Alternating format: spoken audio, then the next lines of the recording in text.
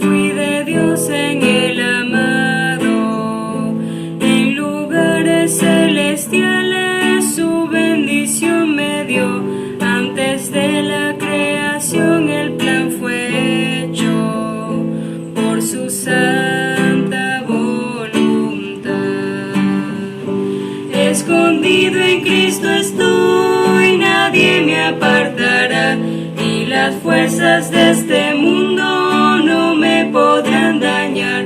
Vivo y ando en esta vida con seguridad, porque me escogió mi Dios.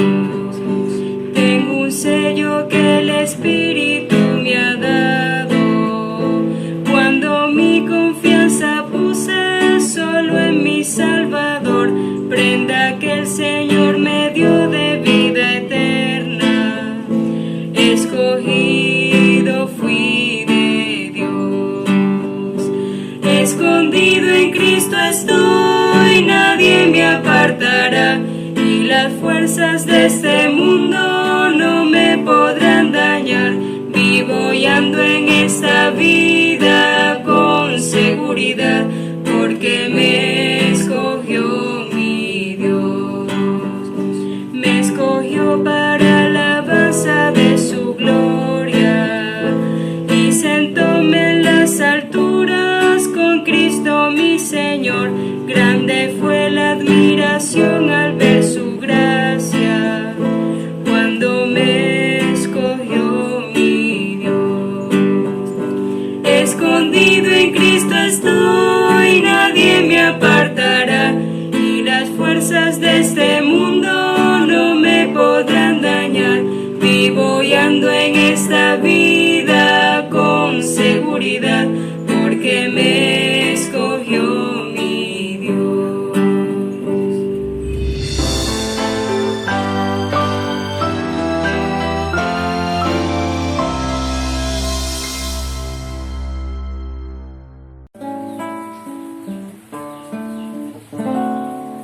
Con voz benigna te llama Jesús, invitación de puro amor, porque le dejas en vano llamar, sordo serás pecador. Hoy te convida, hoy te convida, voz bendecida, benigna, convídate hoy. A los cansados convida Jesús, con compasión mira el dolor. Tráele tu carga, te bendecirá, te ayudará el Señor. Hoy te convida, hoy te convida, voz bendecida, benigna, convídate hoy. Siempre aguardando contempla a Jesús, tanto esperar con tanto amor, hasta sus plantas ven misero y trae tu tentación, tu dolor. Hoy te convida, hoy te convida, voz bendecida, benigna, convídate hoy.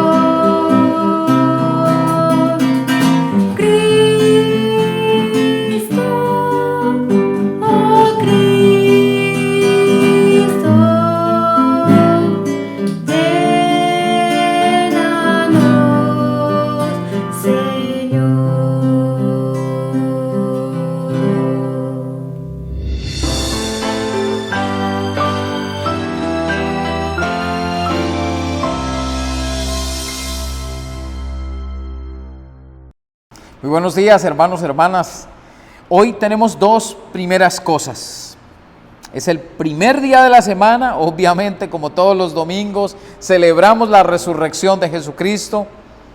Y hoy es el primer domingo del mes, en este caso del mes de mayo, y por eso celebramos también la cena de comunión. Qué bueno poder reunirnos todos en un mismo espacio, los que estamos aquí en la iglesia y los que desde sus casas nos siguen, nos ven y comparten con nosotros. Gracias. Yo agradezco al Señor siempre por las personas que van un poquito más allá y dejan un mensaje, nos saludan porque queremos saber de dónde nos ven, quiénes son los que nos ven. Algunos saludan en el chat en vivo, otros lo hacen en los mensajes internos del canal, algunos otros dejan correos.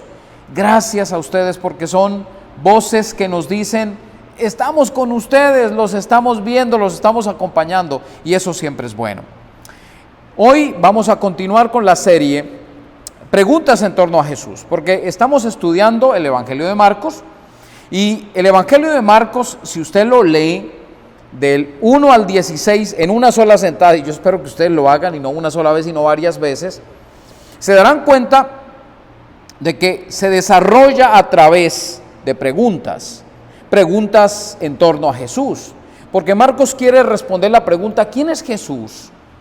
Marcos les escribe a los judíos del primer siglo, estos que han escuchado de un Jesús que vino, vivió, hizo milagros, murió y resucitó, pero quieren saber un poco más.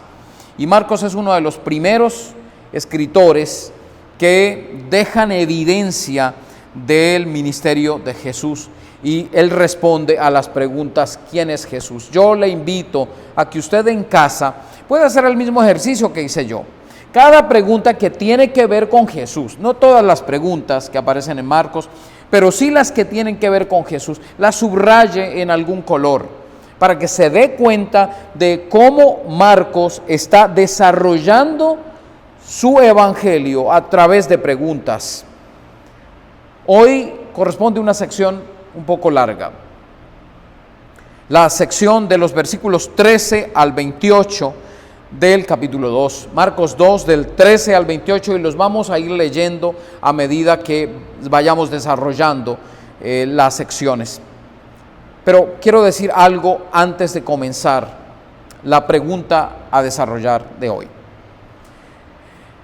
Yo creo que el capítulo 2 de Marcos debería ir desde el versículo 1 hasta el versículo 6 del capítulo 3, es decir, Marcos 2:1 a Marcos 3:6 deberían ser un solo capítulo. ¿Por qué? Porque veo que aquí se encuentra una perícopa completa. Al comienzo, los versículos 1 al 12 del capítulo 2, lo vimos el domingo pasado, encontramos a Jesús y hay un enfermo que llega a la reunión donde está Jesús y hay una oposición que se levanta por lo que Jesús hace con ese enfermo. En el capítulo 3, versículos 1 al 6, hay nuevamente un enfermo que ponen al lado de Jesús para tentar a Jesús, y lo que hace Jesús con ese enfermo le trae aún mayor oposición. Y lo que viene dentro de ese sándwich son los tres bloques que vamos a ver hoy. Versículos 13 al 17 que tienen que ver con el llamamiento de Leví y los demás seguidores de Jesús. Los versículos 18 al 22 que tienen que ver con los discípulos de Juan y los discípulos de los fariseos que ayunan mientras que los de Jesús no. Y los versículos 23 al 28 que tienen que ver con el sábado y las leyes con relación al sábado cuando los discípulos de Jesús arrancan espigas. Un enfermo y persecución, un enfermo y persecución en el capítulo 3, y en medio están tres secciones donde se hacen tres preguntas que son respondidas por Jesús. Y estas tres preguntas tienen que ver con una en general, y por eso Marcos ha dividido o ha seleccionado estos tres eventos para desarrollar la pregunta: ¿qué clase de gente sigue a Jesús? Y así hemos titulado al sermón de esta mañana: ¿qué clase de gente sigue a Jesús? Vemos la primera pregunta con relación a los seguidores de Jesús. Pero antes quiero decirles algo.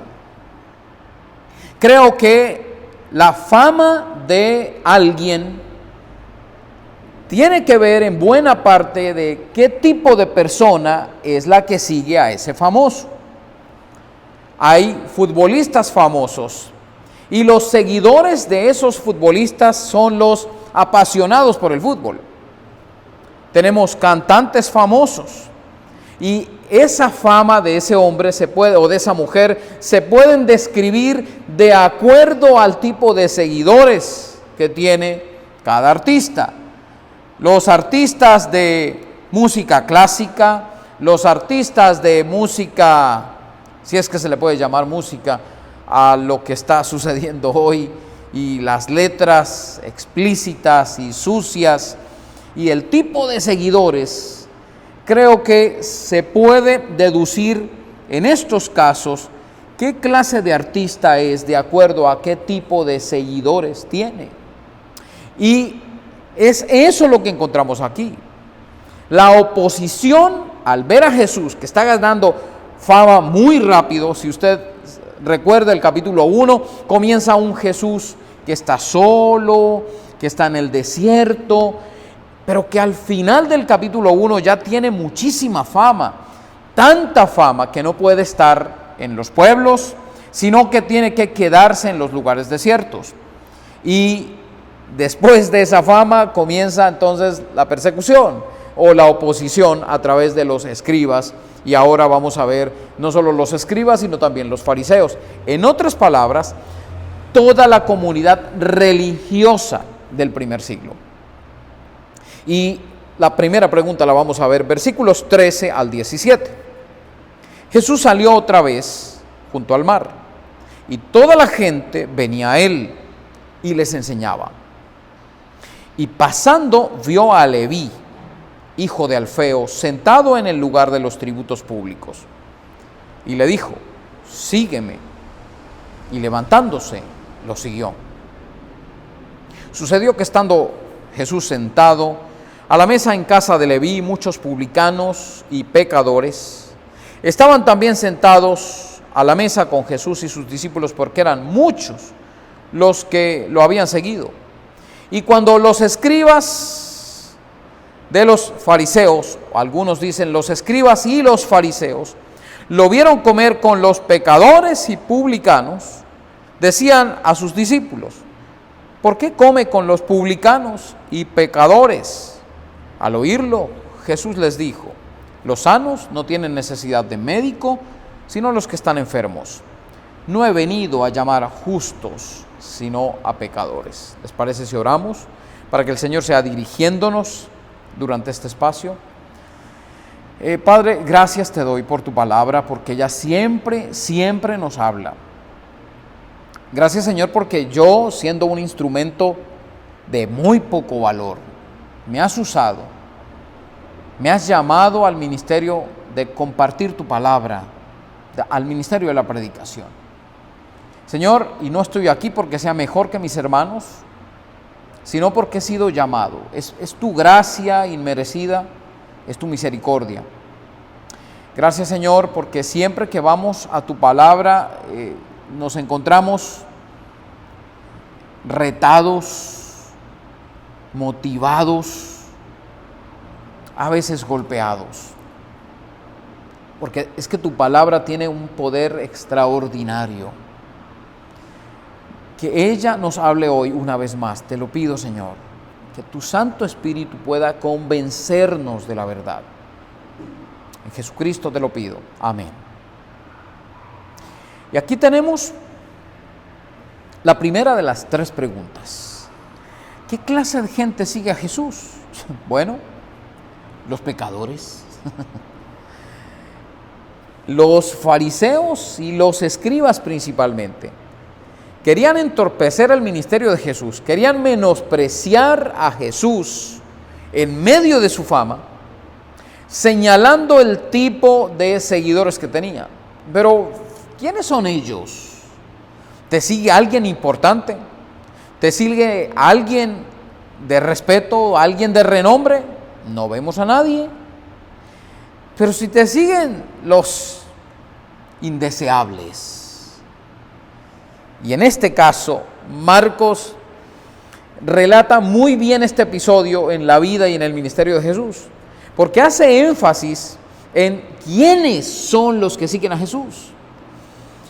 Y no son, en este caso, los que siguen a Jesús, sino los que Jesús quiere que lo sigan, o los que Jesús busca que lo sigan.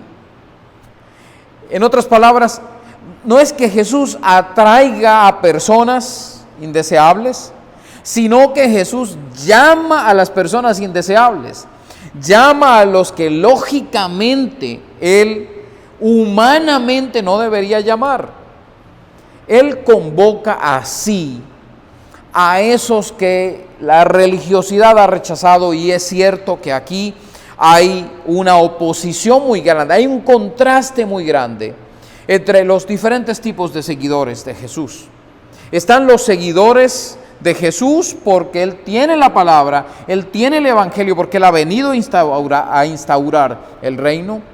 Jesús tiene seguidores que están buscando algún milagro, alguna señal, y están los seguidores que están buscando hacerlo caer.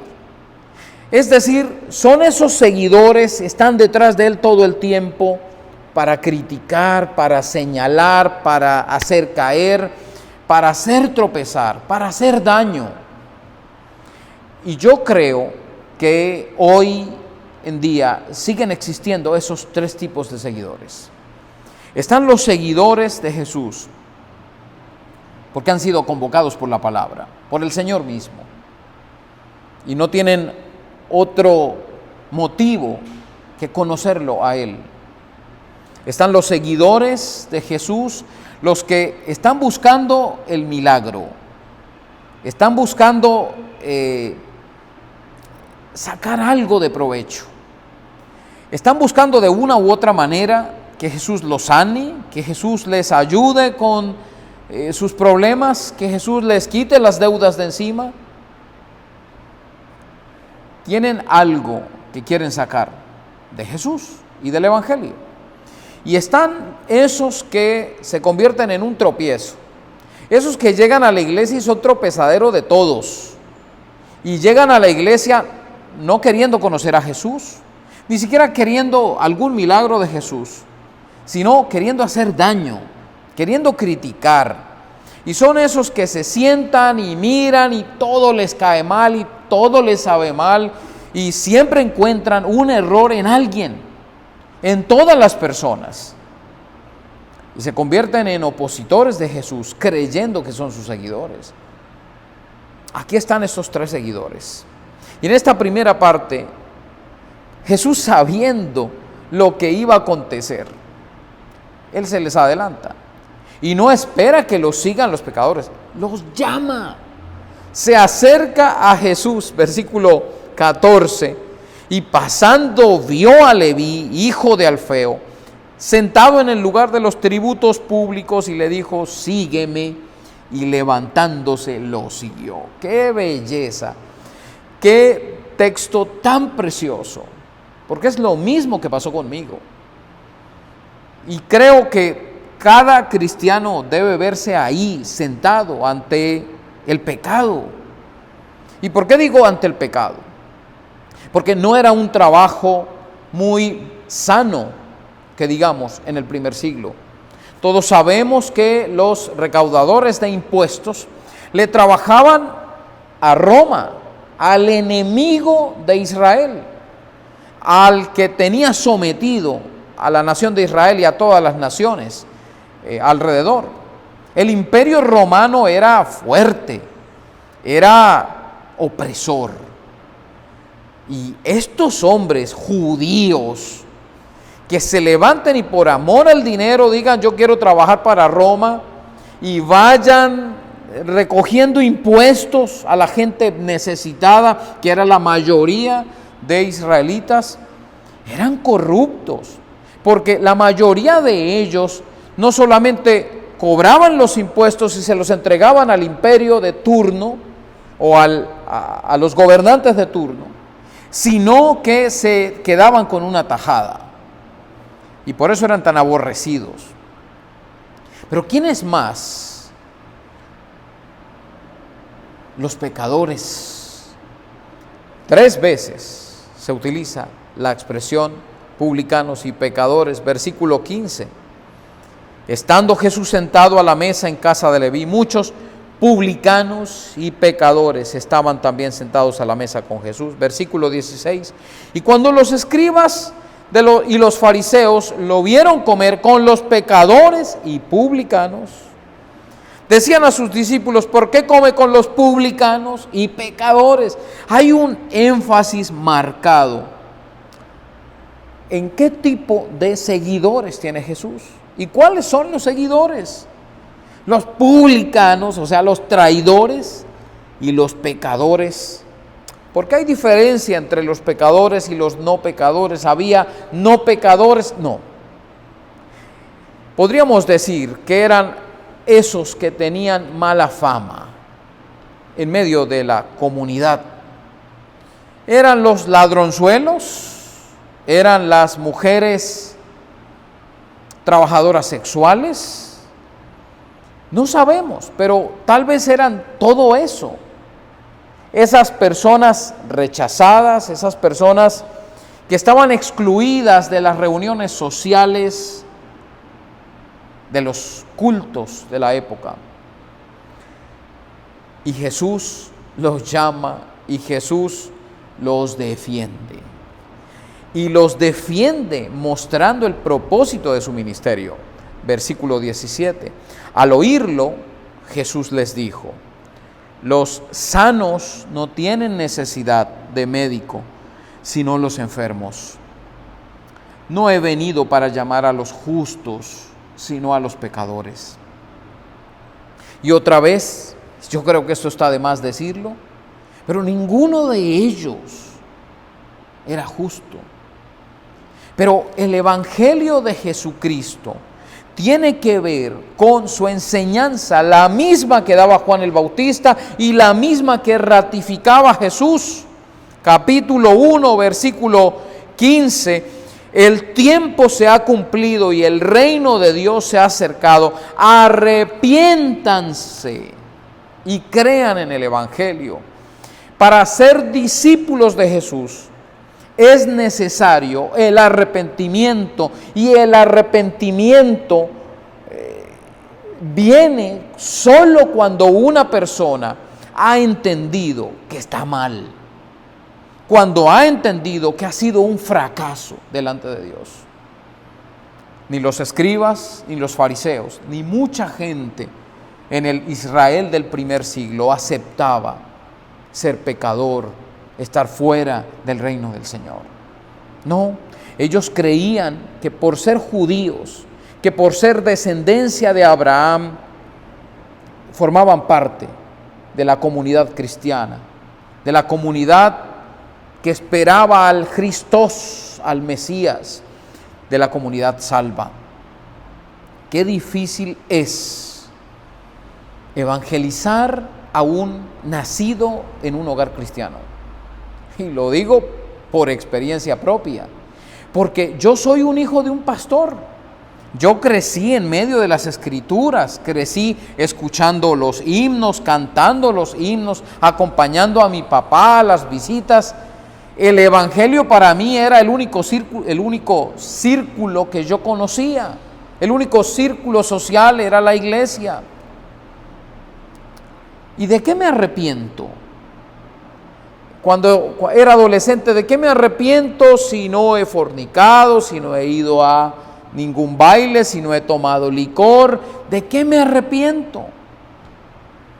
Es el mismo pecado de los fariseos, el mismo pecado de los escribas, y es el mismo pecado de aquellos que creen que la raíz de su fe es porque nacieron en un hogar cristiano. Qué difícil y qué peligroso es tener la fe puesta en el lugar equivocado. ¿Quiénes son los seguidores de Jesús? ¿Qué clase de gente es la que sigue a Jesús? Y cuando me refiero a seguir, me refiero a discipulado, me refiero a conocerlo. Son solo aquellos que han reconocido su inmundicia, su pecado, se saben pecadores y enfermos y saben que necesitan la medicina que solo se halla en Jesús. Es esa la única forma de ser salvos. Es esa la única respuesta a la pregunta: ¿quién es seguidor de Jesús? ¿Quién es cristiano? Y temo, hermanos, hermanas, temo de verdad, de todo corazón, que hoy en día haya esa tercera generación de cristianos en iglesias evangélicas que creen que lo son, porque repitieron una oración cuando eran niños, porque han ido toda la vida a una iglesia cristiana, porque se saben los versículos bíblicos, los himnos, porque tal vez hacen un devocional en la mañana y en la noche, porque oran. Y les dejo una tarea: lean Hechos capítulo 10 y se encontrarán con alguien que ora, ofrenda, es piadoso y temeroso y no es salvo. Tengan cuidado cuando examinen sus vidas, tengan cuidado y respondan por favor a la pregunta: ¿soy yo un seguidor de Jesús? ¿O soy solo un seguidor de una iglesia, de un pastor? ¿O simplemente estoy siguiendo a mi papá que va a esa iglesia y no tengo a dónde más ir un domingo en la mañana? Los seguidores de Jesús son aquellos que han sido llamados por Dios como Leví y que, reconociendo su pecado, reconociendo su suciedad, su incapacidad de salvarse, viviendo como están viviendo, se arrepienten y siguen a Jesús, porque Jesús es el camino. Los doctores de la ley, los escribas, conocían las Escrituras. Entonces el conocimiento de las Escrituras no es una razón para pensar que se camina en la fe. Usted puede conocer las Escrituras, usted puede conocer acerca de soteriología, de hermenéutica, homilética, de exégesis. Usted puede conocer de cualquier área de la teología y estar lejos y no seguir a Jesús. ¿Qué clase de gente sigue a Jesús? Respuesta: los pecadores y los enfermos. Segunda pregunta: y pudiéramos tener un bosquejo, un sermón de cada una de estas secciones, pero quiero ir desarrollando el texto porque el tiempo es corto. Versículos 18 al 22. Los discípulos de Juan y los discípulos de los fariseos estaban ayunando. Pregunta: ¿estaban haciendo bien o estaban haciendo mal? No, era una disciplina de piedad, estaban ayunando. Los discípulos de Juan y los fariseos estaban ayunando. Fueron a Jesús y le dijeron: ¿por qué ayunan los discípulos de Juan y los discípulos de los fariseos, pero tus discípulos no ayunan? Jesús les dijo: ¿acaso pueden ayunar los que están de bodas mientras el novio está con ellos? Entre tanto que tienen al novio con ellos, no pueden ayunar. Pero vendrán días cuando el novio les sea quitado, entonces en aquel día ayunarán. Segunda pregunta: ¿quiénes son los seguidores de Jesús? Respuesta: los cercanos. Hay dos tipos de seguidores aquí. Están los seguidores de Juan y los seguidores de los fariseos. Ambos están haciendo algo que es genial. Una disciplina espiritual maravillosa, admirable. Ellos están ayunando. Y aquí, perdónenme, hago otro paréntesis dentro de este paréntesis. ¿Qué es un ayuno? Un ayuno es un tiempo en que yo ni pienso en comida para dedicarme a buscar al Señor, a contemplarlo. No es un tiempo en el que yo trato de manipular a Dios para que me dé lo que quiero. Eso no se trata de un ayuno. Hay que tener cuidado, porque hay personas que quieren que el Señor les dé ciertas cosas y para eso ayunan 1, 2 o 3 días. Queridos, ustedes no van a convencer a Dios cuando Él no quiere hacer algo. Cuando Él ha determinado hacer algo, lo va a hacer a pesar de nosotros. Cuando Él ha determinado no hacer algo, no lo va a hacer, aunque ayunemos 40 días y 40 noches. La Biblia es clara en mostrar esto. Pero también la Biblia es clara en demostrar que el ayuno tiene como característica el arrepentimiento, la humillación, el dolor. Duelo es la palabra que va acompañada casi siempre de ayuno. El ayuno se hace en solitario, pero también se puede hacer en comunidad. Y se hace en comunidad cuando hay algo que está impactando a la sociedad. Hay algo doloroso para una sociedad, para una nación o para un pueblo, para una ciudad. Y en ese momento de duelo, el pueblo de Dios se puede reunir y ayunar. Hay quienes ayunan simplemente porque no toman su desayuno, pero se van a trabajar y sienten que están ayunando porque no comieron. Lo siento mucho, pero no están haciendo nada. Porque el ayuno lo que quiere decir es que yo ni siquiera estoy pensando en mi estómago, con tal de buscar al Señor de todo corazón, en arrepentimiento, en duelo y suplicarle perdón, misericordia. Y aquí están los discípulos de Juan y los discípulos de los fariseos. Ellos ayunan y está bien. Juan está predicando el mensaje, arrepiéntanse. Pero los discípulos de Juan, todavía muchos de ellos no conocen que el Mesías del que Juan estaba hablando ya llegó. De hecho, Juan en la cárcel dudaba, llegó a dudar por algún momento, ¿eres tú aquel que esperábamos? Y Jesús responde, ellos no pueden ayunar, porque ¿quién ayuna cuando el novio está? El novio llega y no hay ayuno, hay fiesta.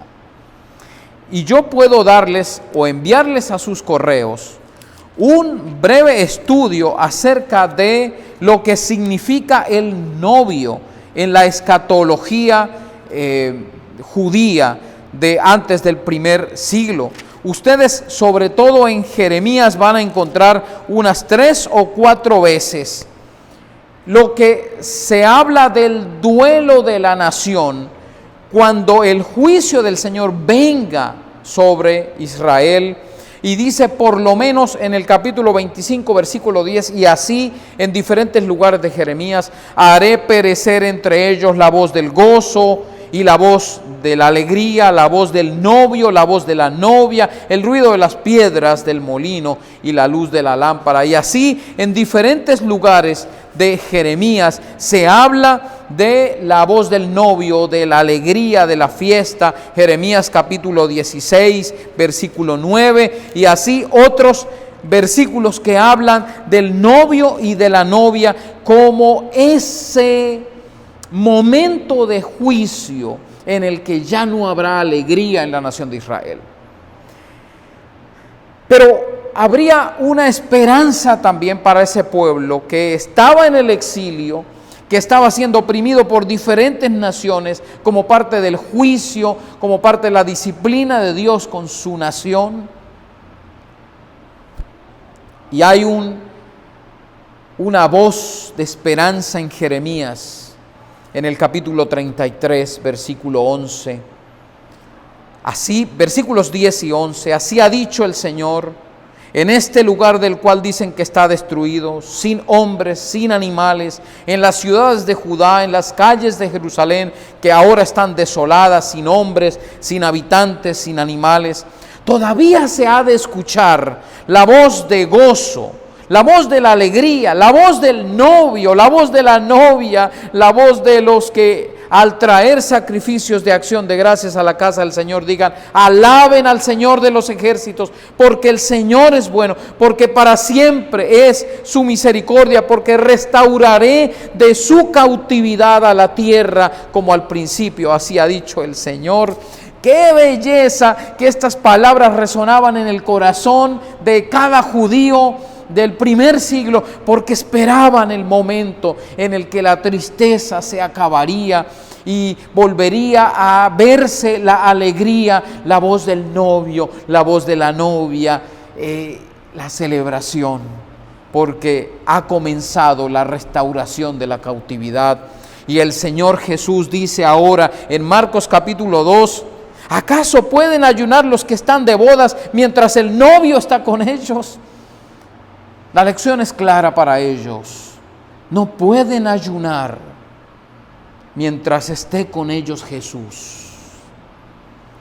Él trae alegría al corazón de quien lo busca. ¿Será que los romanos se iban de Jerusalén? No. Pero había una alegría porque el novio está aquí, está presente en medio de su pueblo, y lo seguimos porque hay una restauración. ¿Quiénes son los restaurados? Los enfermos que han venido al médico para que sean sanados. Todos los que están cautivos por el pecado, que han venido a ser libertados por Jesús. Y es Él, el novio, que está con su novia, con el pueblo, celebrando. Y era algo que no cabía en la teología de los escribas, de los fariseos, y por eso Jesús a continuación dice: nadie echa vino nuevo en un odre viejo, porque lo va a reventar. Nadie pone un remiendo nuevo en un paño viejo, porque lo va a romper. Ustedes no están listos para esta conversación. Ustedes no están preparados para esta conversación. Ustedes no pueden soportar esto que les estoy diciendo. ¿Qué clase de gente sigue a Jesús? Los pecadores, los enfermos, pero los que han sido restaurados. Y podríamos responder que han sido hechos cercanos. Tercera parte, tercera sección, versículos 23 al 28. Aconteció que Jesús pasaba por los sembrados en sábado, y sus discípulos se pusieron a caminar arrancando espigas. Los fariseos le decían: mira, ¿por qué hacen en los sábados lo que no es lícito? Éxodo 34, 21. Éxodo 23. Él les dijo: ¿nunca han leído qué hizo David cuando tuvo necesidad y pasó hambre él y los que estaban con él?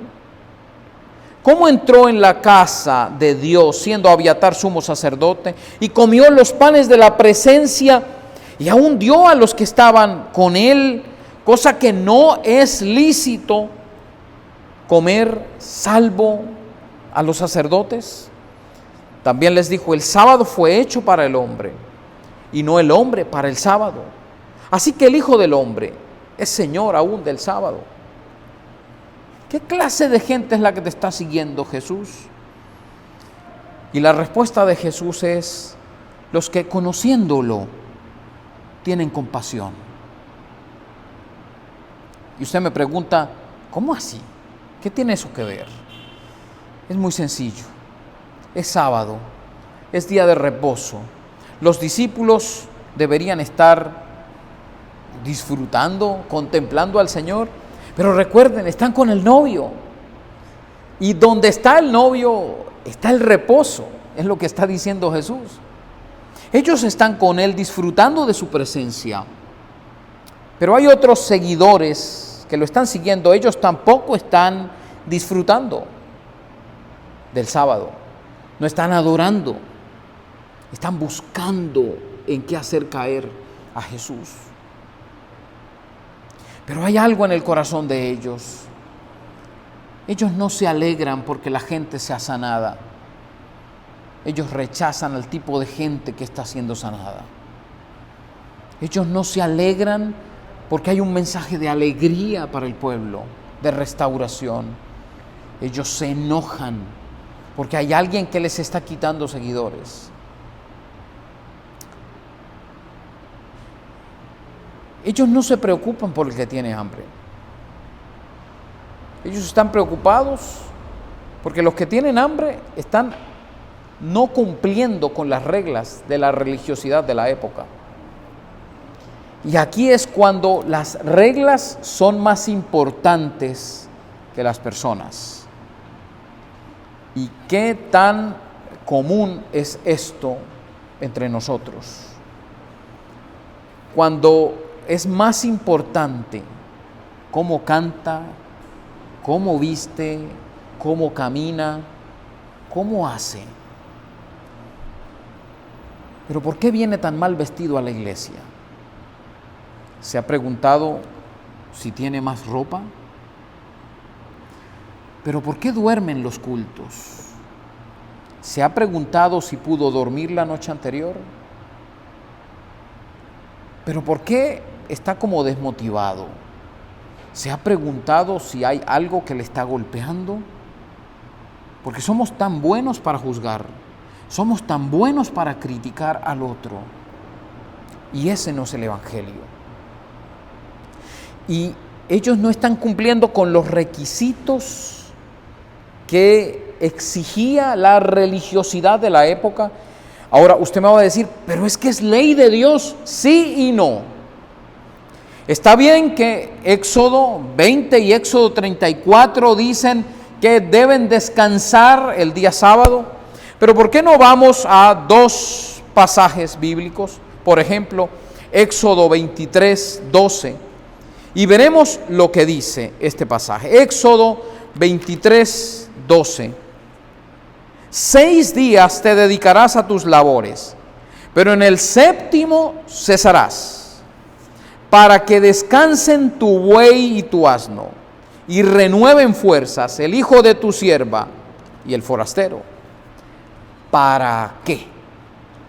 No solo el reposo era un espacio para descansar en el Señor, contemplar las obras del Señor y adorarlo. Era también para descanso de esos que posiblemente ni creían en Dios ni adoraban a Dios. Había un propósito humanitario detrás de la ley del sábado. No era descanso por descanso y llene la lista de normas para castigar a todo aquel que la infrinja. Hay un sistema solidario detrás de la ley. Deuteronomio, el capítulo 5, versículo 14, dice así. Versículos 13 y 14 mejor. 6 días trabajarás y harás toda tu obra, pero el séptimo día será sábado o descanso para el Señor tu Dios. No harás en él obra alguna, ni tu hijo, ni tu hija, ni tu esclavo, ni tu esclava, ni tu buey, ni tu asno, ni ningún animal tuyo, ni el forastero que está dentro de tus puertas, para que tu esclavo y tu esclava descansen como tú. Estaba ahí escrito y ellos lo tenían, pero no les importaba, porque no les importaba a la gente, no les importaba el otro, les importaba la ley, les importaba cargar con normas a las personas que no podrían llevarlas. Ni siquiera ellos lo hacían. Y por eso el Señor les dice, también les digo, el sábado fue hecho para el hombre y no el hombre para el sábado. Hay un sentido humanitario de la fe, contrario a la religiosidad que está pensando más en las normas, en si levanta la mano o no la levanta, en si hace lo que yo hago o no lo hace. Hermanos, y estoy hablando con Casa de mi Señor, qué fácil es juzgar al que no piensa como nosotros en la iglesia local. Qué fácil es señalar a otras iglesias que no hacen lo mismo de nosotros, a otros predicadores, y acá estoy hablando conmigo mismo, que no predican lo que nosotros. Es muy fácil señalar y es muy fácil juzgar. es muy fácil denunciar. Pero ¿dónde está la misericordia? Esa misericordia que nos enseñó el Maestro, esa misericordia que nos dio el Señor. Y Jesús les cuenta la historia de cuando David y sus hombres tenían hambre. El pan de la presencia solo podía ser comido por los sacerdotes, era ley. Pero los sacerdotes que estaban delante de la presencia del Señor sabían que la ley no podía estar por encima de la necesidad del otro, que los deberes no pueden estar por encima del derecho del otro. Y le dieron pan a David, rompieron la ley y está escrito allí en el Antiguo Testamento. ¿Cuánta compasión nos falta a los que decimos seguir a Jesús?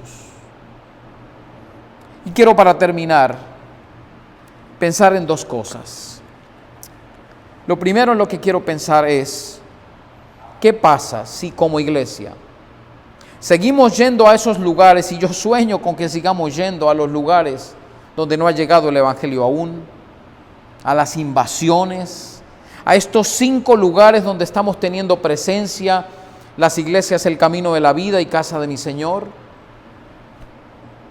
¿Y qué pasa si dentro de esas invasiones creen en Jesús trabajadoras sexuales y deciden algún día congregarse y entrar por esta puerta? Visiblemente con su traje aún de trabajadoras sexuales, con su manera de maquillarse, con sus uñas pintadas de manera excesiva, ¿les diríamos hermanas o pasaríamos por el lado? ¿Qué pasa si esas personas que ni siquiera tienen un colchón donde dormir deciden congregarse con nosotros un domingo y llegan con su ropa dañada, con sus zapatos descosidos? ¿Y qué vamos a hacer? ¿Les vamos a decir háganse allá afuerita? ¿O les decimos no, congréguense allá donde ustedes viven? ¿Será que estamos haciendo lo mismo que hacían los fariseos? ¿De qué tipo de gente es esta que dice seguir a Jesús? Tendrán que vestirse como nosotros, tendrán que comportarse como nosotros para que puedan ser aceptados en nuestra comunidad. Yo espero que la respuesta masiva sea no, los aceptaremos como comunidad. ¿Y qué pasa si esas personas que piensan diferente a nosotros merecen nuestra compasión? ¿Y qué pasa si somos solidarios y los aceptamos, aunque escuchen por ahora una música distinta a lo que nosotros escuchamos? ¿Y qué pasa si donde se congregan están realizando algún culto diferente al nuestro? Si están predicando lo que hay que editarlo, ¿los rechazamos? ¿O les brindamos la compasión que el Señor espera de quienes lo siguen?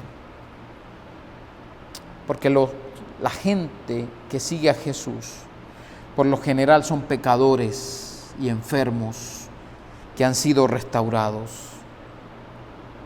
Aquellos cercanos que se gozan porque están con Jesús, y aquellos que conociéndolo aprenden a tener compasión del otro. Lo segundo que quiero decirles es que piensen por un momento antes de tomar la cena. ¿Cómo estoy yo con el Señor? ¿Soy yo un discípulo de Cristo? Si la respuesta es sí, aunque el Señor necesita seguir trabajando en mi vida, le invitamos a participar. Si la respuesta es no, yo he sido un religioso como esos escribas, o yo he sido un publicano que no ha querido levantarse a la voz de Jesús y seguirlo, entonces durante este tiempo a continuación les invitamos a reconocer su pecado y a pedirle al Señor que les salve, que les restaure. Padre, gracias te doy por tu preciosa palabra. Ayúdanos, Señor, a vivir sabiendo quién eres tú y quiénes somos nosotros, reconociendo de dónde fuimos sacados. Ayúdanos, Señor, a vivir como iglesia madura, que sigue a Jesús a pesar de que muchas veces eso quiera decir incomodarnos un poco por aceptar al otro.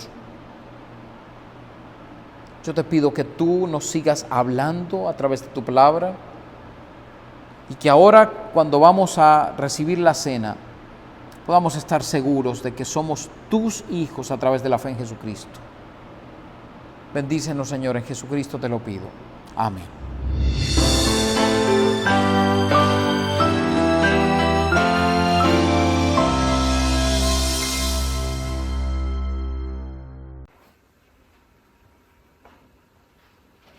Pedimos perdón, Señor, porque muchas veces no hemos tratado a tu mesa ni a la comunión contigo con el respeto, la admiración que tú mereces.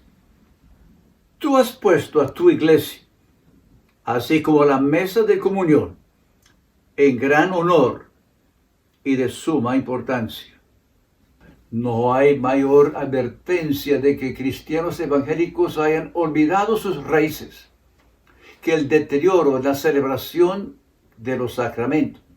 Sin duda, las dos ordenanzas de Jesucristo en cuanto al bautismo y la cena en memoria de Él ya no son actos solemnes para muchas iglesias de tradición evangélica.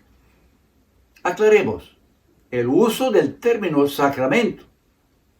Las ordenanzas no son pasos para lograr la salvación, bautismo, y la cena de comunión son señales de nuestra fe, nuestra obediencia a Cristo. Son prácticas en las que la fe de una persona se profundiza y se fortalece, lo cual solo sucede por la gracia de Dios. Es conveniente recordar que el gran avivamiento a comienzos del siglo XIX en Norteamérica fue resultado de la celebración de una cena de comunión.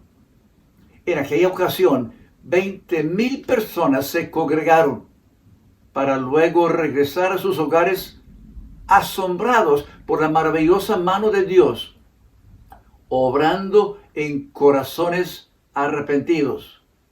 Según el historiador Pablo Conqui, fue la reunión religiosa más importante de toda la historia del país del norte, llegando a casi todos los rincones de la vida estadounidense. Lo que impresiona son la reverencia, la seriedad con que aquellos creyentes se acercaban a participar en la cena de comunión. En muchas iglesias evangélicas que buscan sinceramente alcanzar al mundo para Cristo, la práctica de la comunión es francamente un sacrilegio.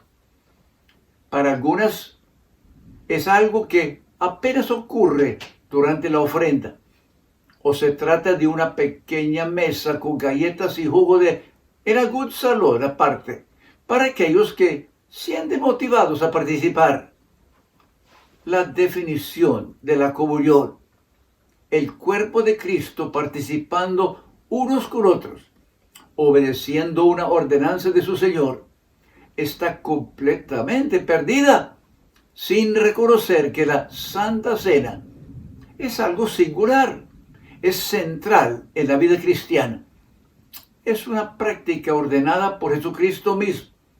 Exige profunda reflexión. La cena nos obliga también a mirar fuera de nosotros mismos para observar cómo Cristo bendice a su pueblo. El bautismo y la cena del Señor exige que nos concentremos en Dios y no lo que ha hecho por nosotros y también lo que ha hecho. El bautismo y la cena del Señor exige que nos concentremos en Dios y en lo que ha hecho Él por nosotros en Jesucristo. Dijo el apóstol Pablo, la ordenanza de la cena que les he enseñado, la recibí directamente de Jesucristo. Fue aquella noche en que, horas más tarde, nuestro Señor fue entregado en manos de sus enemigos, que Él tomó el pan y, después de dar gracias a su Padre por él, lo repartió a sus discípulos.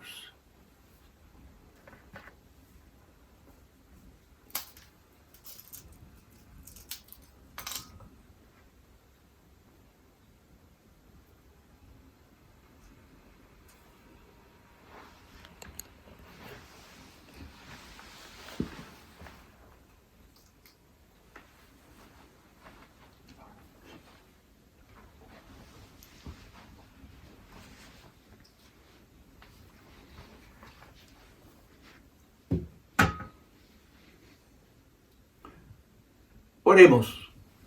Padre Celestial, queremos darte gracias este día por esa salvación tan grande que tú oraste.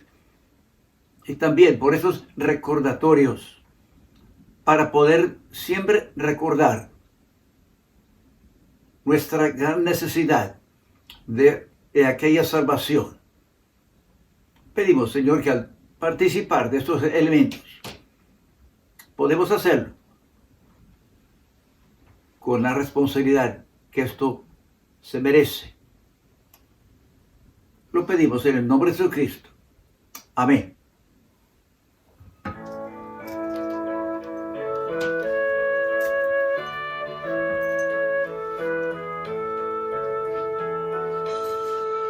En la vergonzosa cruz padeció por mí Jesús. Por la sangre que vertió, mis pecados Él expió. Lavará de todo mal ese rojo manantial. El que abrió por mí Jesús en la vergonzosa cruz. Si fue por mí, si fue por mí. Fue por mí, murió Jesús en la vergonzosa cruz. Oh, qué amor, qué inmenso amor, reveló mi Salvador. La maldad que hice yo, al suplicio le llevó. Ahora a ti mi todo doy, cuerpo y alma tuyo soy.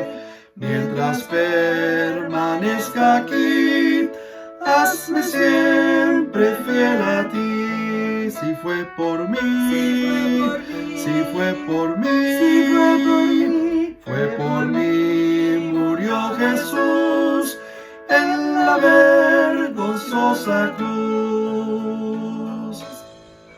Yo de Cristo solo soy, a seguirle presto estoy. Al bendito Redentor serviré con firme amor. Sea mi alma ya su hogar y mi corazón su altar. Vida emana paz y luz del Calvario de la cruz. Si fue por mí, si fue por mí, fue por mí, murió Jesús en la vergonzosa cruz. Yo soy el pan vivo que descendió del cielo. Si alguno comiere de este pan, vivirá para siempre. Seguid comiendo de este pan en memoria de mí. Y en esa forma, al terminar la comida, Jesucristo dijo, esta copa habla de la nueva relación con Dios que Él ha hecho posible a precio de mi sangre. Tomen siempre de la copa para ayudarles a recordarme a mí.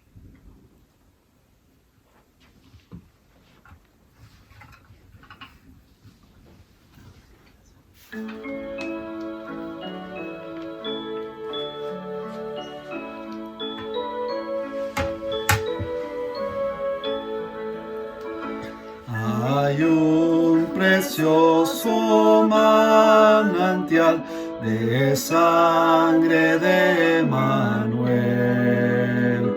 que purifica a cada cual que se sumerge en él, que se sumerge en él, que se sumerge en él, que purifica a cada cual que se sumerge en él.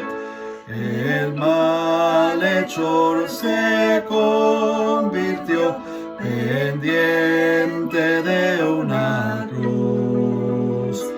Él vio la fuente y se lavó, creyendo en Jesús, creyendo en Jesús, creyendo en Jesús. Él vio la fuente y se lavó, creyendo en Jesús. Y yo también, mi pobre ser, allí logré lavar la gloria de su gran poder. Me gozo en ensalzar, me gozo en ensalzar, me gozo en ensalzar la gloria de su gran poder. Me gozo en ensalzar eterna fuente carmesí, raudal de puro amor. Se lavará por siempre a ti el pueblo del Señor, el pueblo del Señor, el pueblo del Señor. Se lavará por siempre en ti el pueblo del Señor.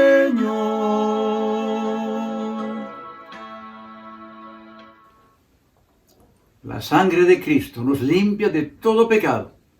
Y cada vez que bebamos de la copa, hagámoslo en memoria de Él.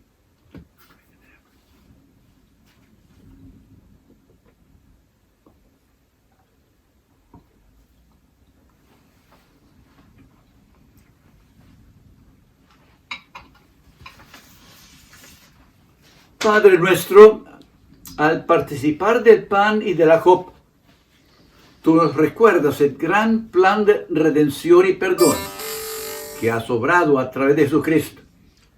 Pedimos que nos concedas la gracia de no ofenderte. Ayúdanos a vivir dignos de ser llamados hijos de Dios y que el nombre de Jesús sea siempre glorificado en nuestras vidas. Al haberte obedecido participando en familia de tu ordenanza, haznos uno contigo y con tu iglesia. Que esa unidad que tenemos en ti sea ejemplo, bendición para el mundo sufriente y dividido a nuestro alrededor. Ahora y hasta que tu Hijo venga por nosotros. Lo pedimos en el nombre de Jesús, con adoración y alabanza. Amén.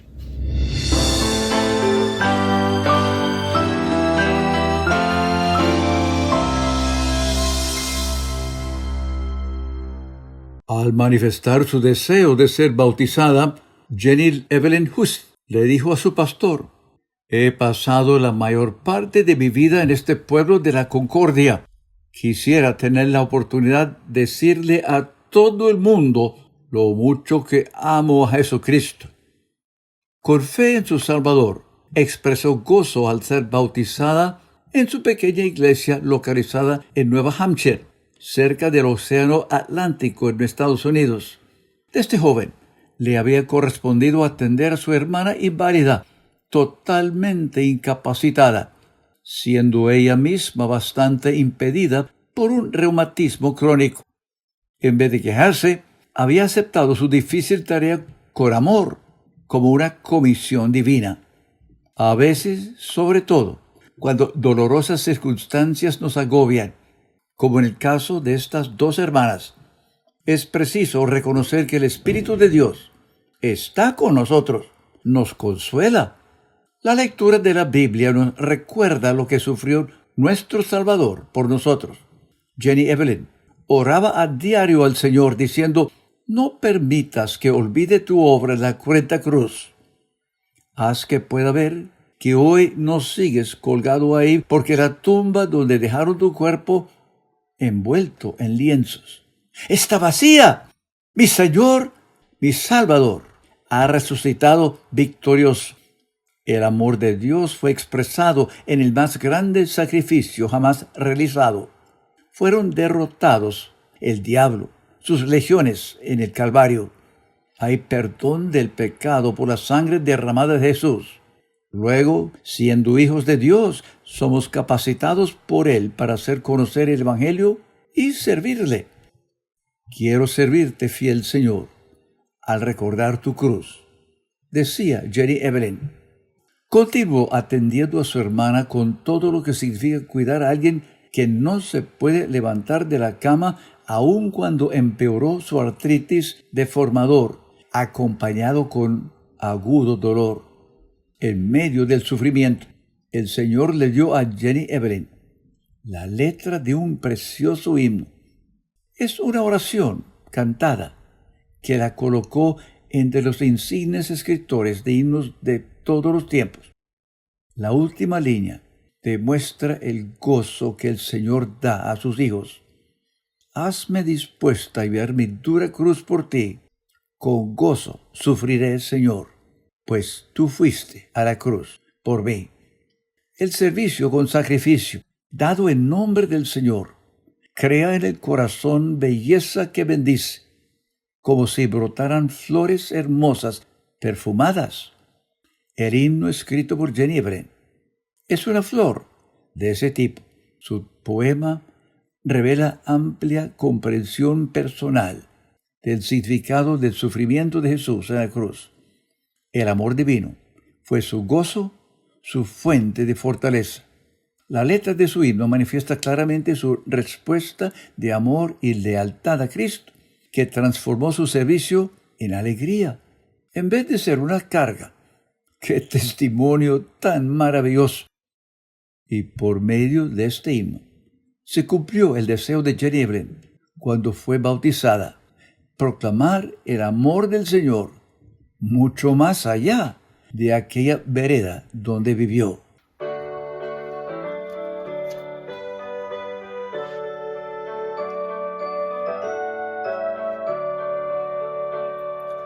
Rey de mi vida, tú eres ya, gloria te doy, Jesús. No me permitas olvidar tu obra en la cruenta cruz. Si olvido del Getsemaní, tu sufrimiento agudo allí, y tu divino amor por mí, Cristo, hazme ver tu cruz. Por fe en la tumba puedo ver que ya vacía está.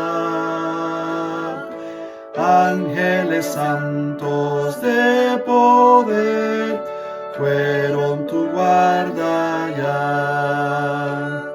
Si olvido del Getsemaní, tu sufrimiento agudo allí, y tu divino amor por mí, Cristo, hazme ver tu cruz.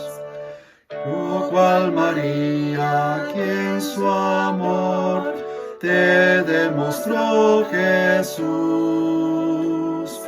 quiero servirte, fiel Señor, al recordar tu cruz. Si olvido del Getsemaní, tu sufrimiento agudo allí, y tu divino amor por mí, Cristo, hazme ver tu cruz.